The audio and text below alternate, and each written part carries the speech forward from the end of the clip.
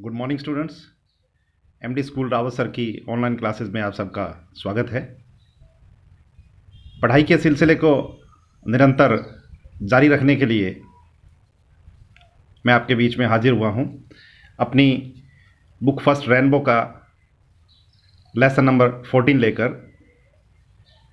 ये अपनी तीसरी पोइम है। पोइम का नाम है दी हॉप। और ये बड़ी खुशी की बात है कि जो पोइम है दी हॉप, ये अपने स्टेट के ही पोइट हैं, यानी कि राजस्थान के पोइट हैं राजन अग्रवाल। राजन अग्रवाल जो हैं उनके बारे में थोड़ा सा बताना चाहूँगा, आप थोड़ा ध्यान से देखेंगे। राजन Agarwal was born in 1991 in a town called Singhana in Jhunjhunu district in Rajasthan. He is a budding poet and has published about 50 poems. Some of his poems have found place in the prestigious Oxford anthologies. Presently he lives in Udaipur. बताना चाहूँगा कि राजन अग्रवाल जी जो हैं वो 1991 में जन्मे थे और उनका जो होम टाउन है वो सिंघाना, झुंझुनू डिस्ट्रिक्ट राजस्थान में पड़ता है। बड़े ही नवोदित कलाकार हैं, बिल्कुल नए कलाकार हैं। 1991 में जन्म हुआ है, तो आप देख सकते हैं। और लगभग 50 कविताएं उनकी अब तक छप चुकी हैं। उनकी बहुत सी जो कविताएं हैं उनको जो ऑक्सफोर्ड एंथोलॉजीज, यानी कि ऑक्सफोर्ड का जो साहित्यिक संग्रह है उसमें, प्रतिष्ठित साहित्यिक संग्रह में उनको स्थान मिला हुआ है। Presently he lives in Udaipur, और वर्तमान में वो कहाँ रह रहे हैं? उदयपुर में रह रहे हैं। जहाँ तक अपनी पोइम होप की बात है, तो मैं बताना चाहूँगा कि होप का जो अर्थ होता है वो आशा, आशा होता है। इस पोइम की अगर विषय वस्तु के बारे में जानना चाहें, इस पोइम के बारे में थोड़ा जानना चाहें कि ये किस विषय वस्तु पर आधारित पोइम है, तो हम थोड़ा इसको पढ़ेंगे। The theme of the poem is hope as defined and considered by various parties, including the poet. Some others are vague, unclear, uncertain agents, whereas the poet is a definite and certain interpreter of hope. Birds, human beings, animals, and nature depend upon hope. Hope sustains life. Theme कहती है आशा की, यानी कि इस poem की theme जो है वो ये कहती है कि आदमी, पक्षी, जानवर, प्रकृति, ये सारे के सारे आशा पर ही निर्भर हैं। The theme of the poem is hope, यानी इस कविता की जो थीम है, विषय वस्तु है, वो आशा है। और ये बहुत से लोगों के द्वारा बात जो है वो मानी गई है। कुछ लोग जो हैं वो इस बारे में बड़े ही स्पष्ट हैं, मैं कहूँगा निश्चित हैं, जबकि जो कवि है वो इस बारे में बिल्कुल डेफिनेट है और आशा का निश्चित रूप से व्याख्याकार है। अर्थात पोइट जो है वो आशा पर बिल्कुल पूरी तरह से निर्भर है, इस बारे में वो पूरा निश्चित है। और कवि जो है वो ये बताना चाहता है कि आशा के बिना जीवन में कुछ भी नहीं है। आशा जो है वो पक्षियों में होती है, मनुष्य प्राणी में होती है, जानवरों में होती है, प्रकृति में होती है। Hope sustains life. आशा जो है वो जीवन को बनाए रखती है।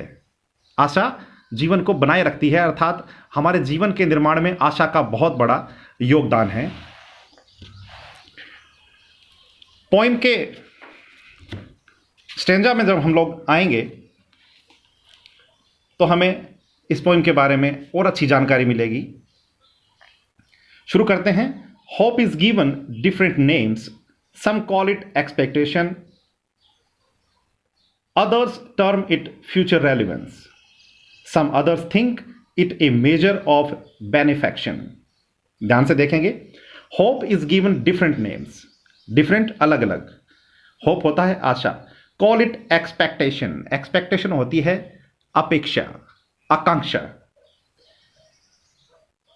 आशा को बहुत से नामों से जाना जाता है, अर्थात आशा को बहुत से नाम दिए गए हैं। सम कॉल इट एक्सपेक्टेशन, कुछ लोग तो इसे अपेक्षा कहते हैं, उम्मीद कहते हैं।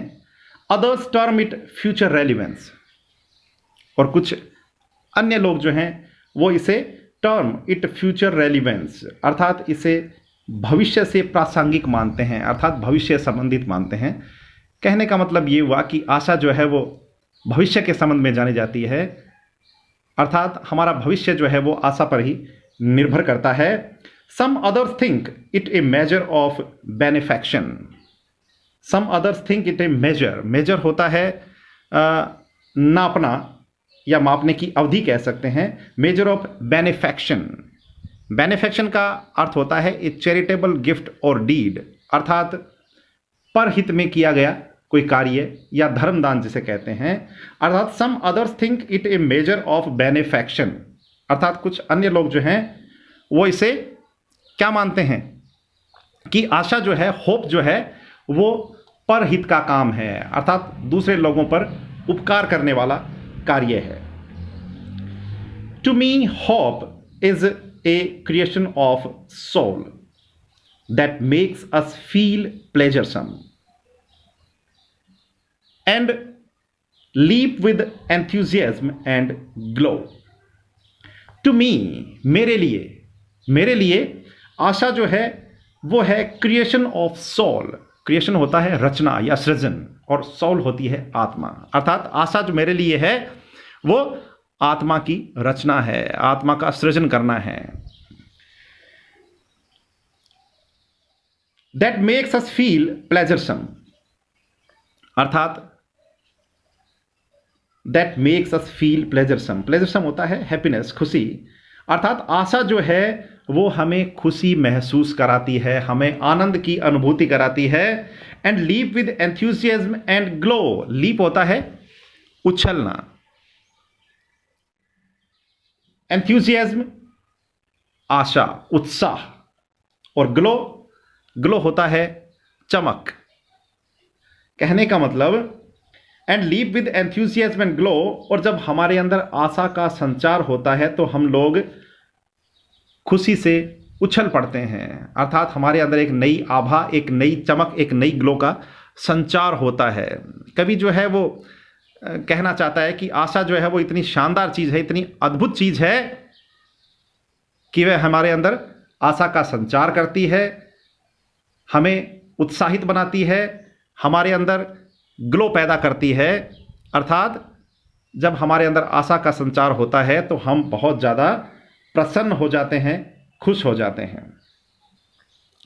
आगे पॉइंट कहता है, in past we have survived on hope, in past we have survived on hope, we surmise of future because of hope.